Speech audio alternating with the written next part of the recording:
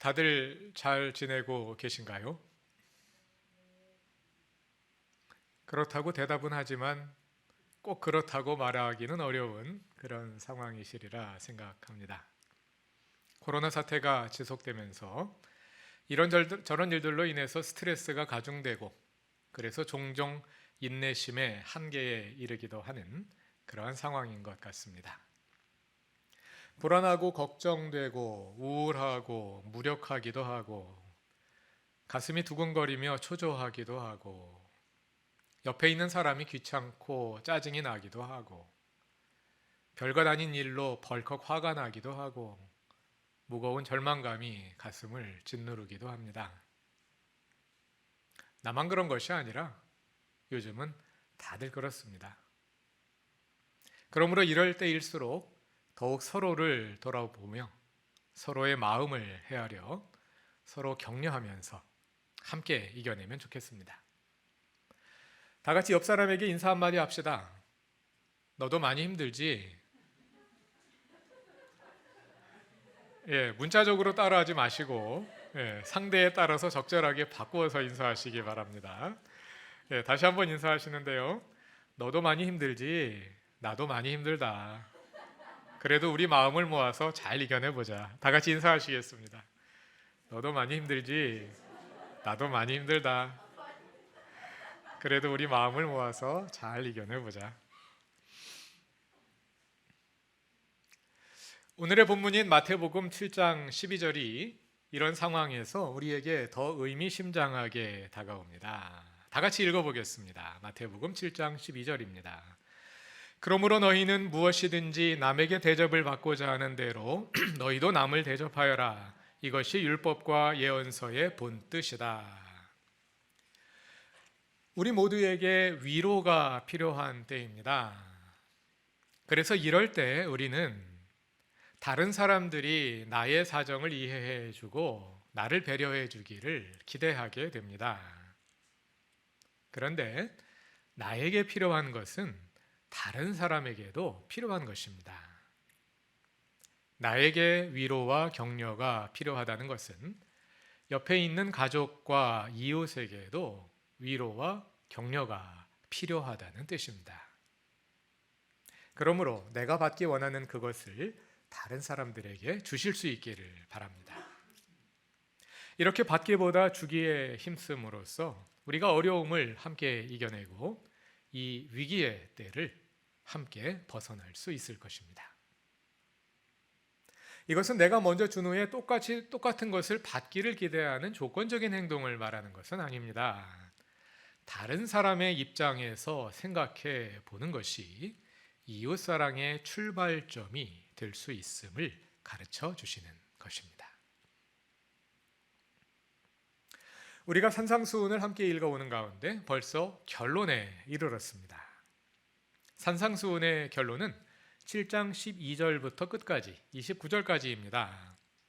보통 황금률이라고 부르는 오늘 본문 7장 12절로부터 시작해서 두 개의 상반되는 실천을 대조하는 몇 가지 말씀이 이어지면서 마무리되고 있습니다. 그런데 아마 교우들 가운데는 여기에서부터 결론이라는 것을 어떻게 할 수 있느냐 하고 궁금해하시는 분들이 있을 것입니다. 뭘 보고 그렇게 나누는 걸까요? 가장 중요한 것은 지금까지 우리가 함께 살펴보신 주제의 흐름이고요. 그 외에도 본문이 마무리됨을 알려주는 지시어가 하나 있습니다.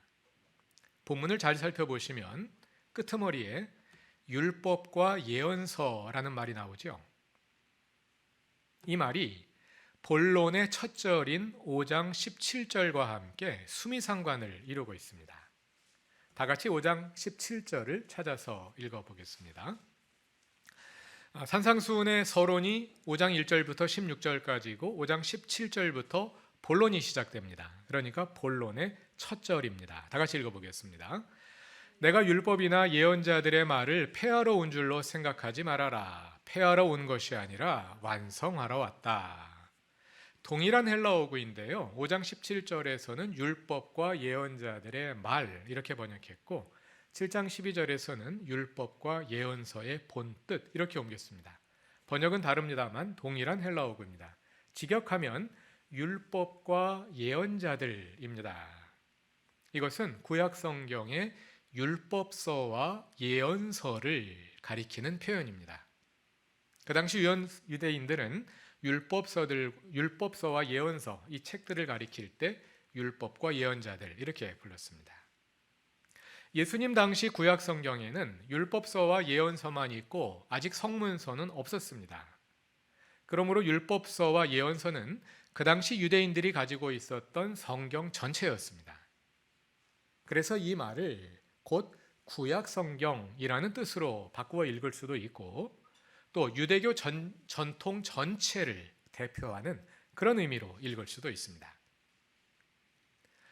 마태복음의 저자와 최초 독자들은 유대인으로서 그리스도인이 된 사람들이었습니다. 마태복음뿐만 아니라 최초의 그리스도인들은 모두 유대인들이고 유대교인들이었습니다. 그러므로 그들에게는 그들이 속해 있던 유대교 전통 속에서 예수님의 복음을 어떻게 이해하고 받아들일지 이것이 매우 중요하고 본질적인 문제였습니다. 마태복음에서 율법과 예언서라고 표현하는 것은 그 유대인들이 속해 있었던 그 유대교 전통 전체를 대변하는 그런 표현으로 사용되고 있는 것입니다. 마태복음과 산상수훈은 그 질문을 진지하게 다룹니다. 그래서 산상수훈 본론을 율법과 예언서에 대한 언급으로 시작하고 또 동일한 언급으로 본론을 닫는 것입니다. 내가 율법이나 예언자들의 말을 폐하러 온 줄로 생각하지 마라. 폐하러 온 것이 아니라 완성하러 왔다. 이 말은 예수님이 유대교 전통을 완성하시는 분이라는 뜻이기도 합니다. 그런데 예수님이 율법과 예언서를 완성하시는 방법은 사람들의 예상을 많이 뛰어넘습니다. 율법에 대한 6개의 반제를 통해서 우리가 이미 그것을 잘 확인한 바 있습니다. 산상수훈의 본론은 그렇게 율법과 예언서를 새로이 해석함으로 시작되었고 이제 율법과 예언서를 한마디로 요약해 줌으로써 본론을 닫고 있습니다. 율법과 예언서를 어떻게 요약했을까요? 그것이 오늘의 본문입니다.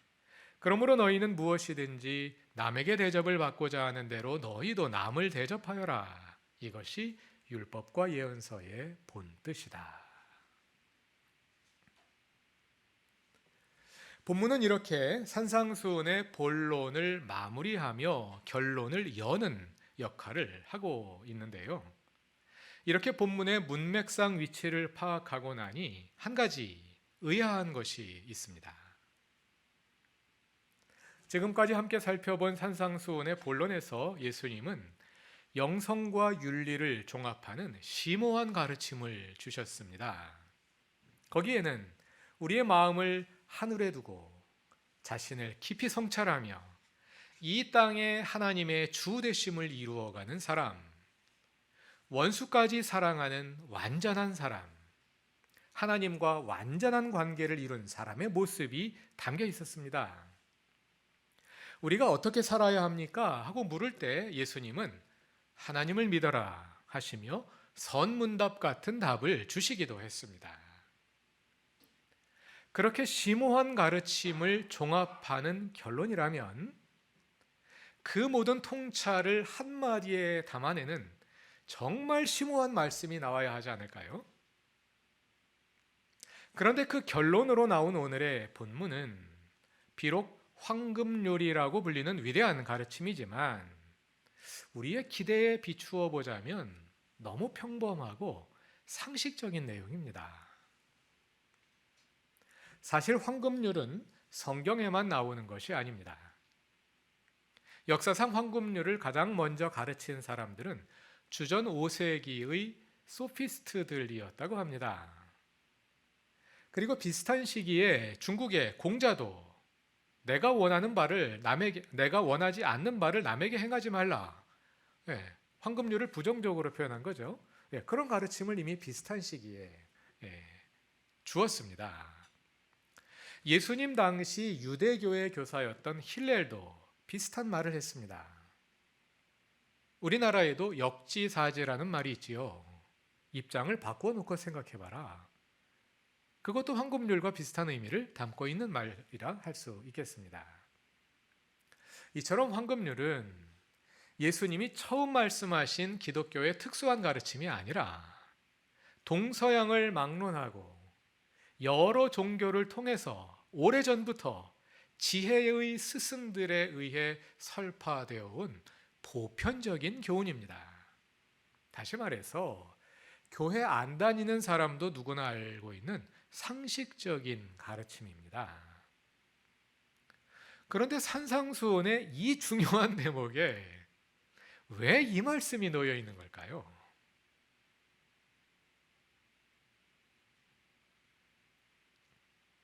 그리스도인의 삶과 실천은 단순한 도덕적 실천에 불과하지 않습니다. 물론 그리스도인의 삶은 나의 이익을 채우거나 나의 이름을 내기 위한 것도 아닙니다. 먼저 그리스도인의 실천은 다른 동기에서 출발합니다. 우리가 하나님을 주님으로 믿고 받아들일 때 우리는 하나님의 뜻을 기뻐하게 되고 이 땅에 주님의 뜻을 이루므로 하나님의 나라를 실현하고자 하게 됩니다.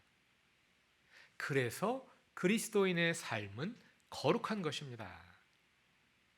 거룩하다는 말은 세상과 구별되었다는 뜻입니다.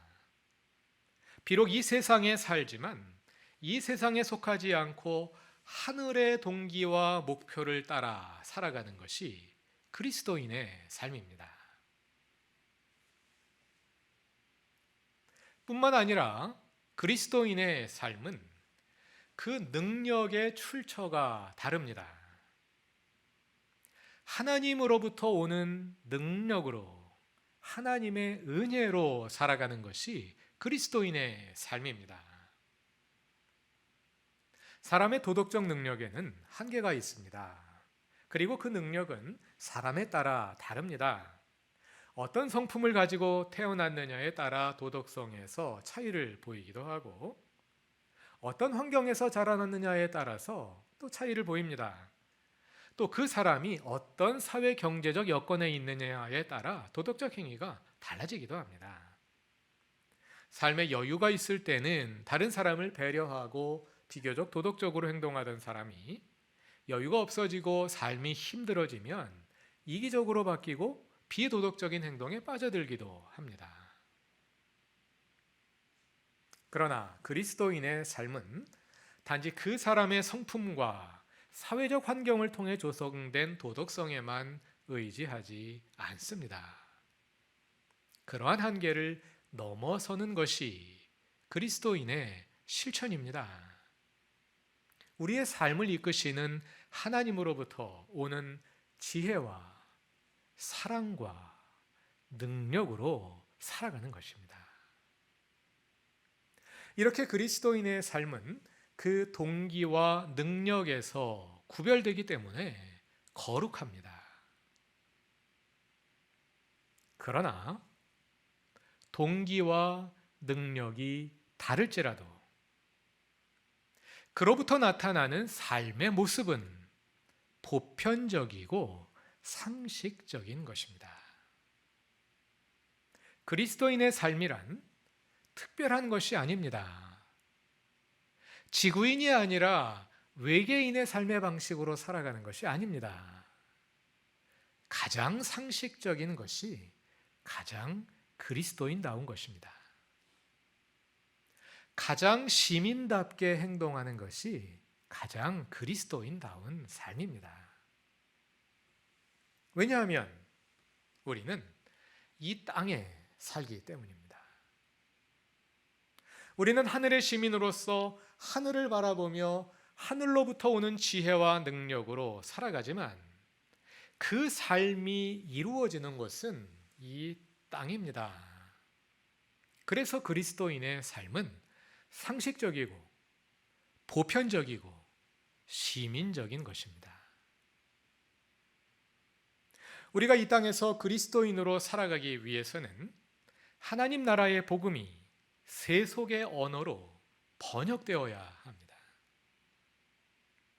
그래서 산상수훈에서 예수님은 그것을 황금률이라는 보편적인 삶의 원리로 번역해 주신 것입니다.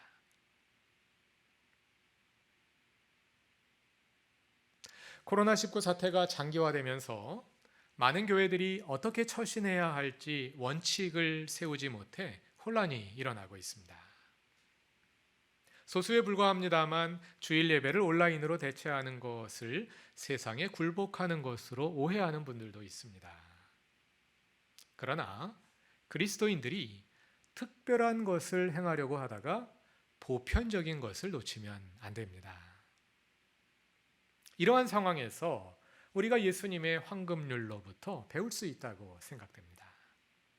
이 시점에서는 가장 시민답게, 가장 상식적으로 행동하는 것이 그리스도인다운 것입니다.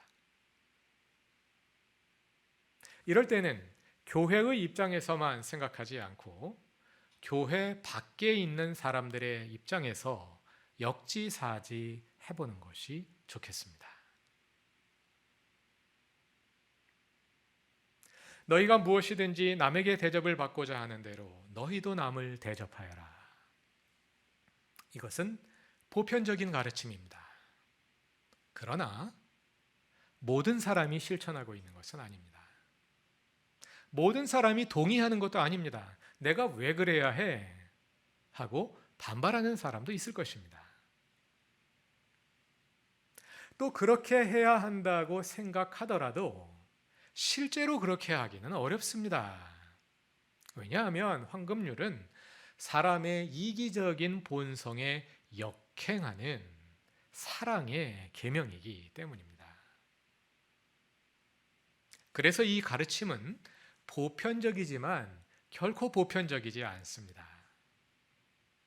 하나님의 사랑의 능력을 가진 사람이라야 이 말씀을 바로 실천할 수 있습니다. 내 마음 하나 지키기도 어려운 때입니다. 그러나 이때에 하나님께서 사랑하는 교우들의 마음에 하늘의 평안을 주셔서 불안과 우울과 절망을 이기게 하실 뿐 아니라 예수 그리스도의 사랑의 능력을 불어넣어 주셔서 내 주위에 있는 사람들을 돌아볼 수 있는 여유를 가질 수 있게 하시길 바랍니다. 하나님께서 이때에도 변함없이 우리를 지키시고 가장 좋은 길로 이끄실 것입니다. 다 같이 기도드리겠습니다. 이 세상을 창조하신 하나님, 이 땅에 살되 하늘을 바라보며 살게 하시고 하늘의 동기와 능력으로 살아가되 이 땅에 든든히 발을 디디고 살아가게 하소서. 세상이 아파하고 힘들어하고 있습니다. 우리의 마음도 아프고 힘이 듭니다. 십자가의 주님, 우리 가운데 오셔서 위로하시고 치유하시고 새 힘을 주시며 교회가 변화되어 세상의 희망이 되게 하소서. 다른 사람의 입장에서 생각할 줄 알고 내가 받기 원하는 것을 다른 사람들에게 줄 줄 아는 그리스도인들과 교회가 되게 하소서. 예수님의 이름으로 기도드립니다. 아멘.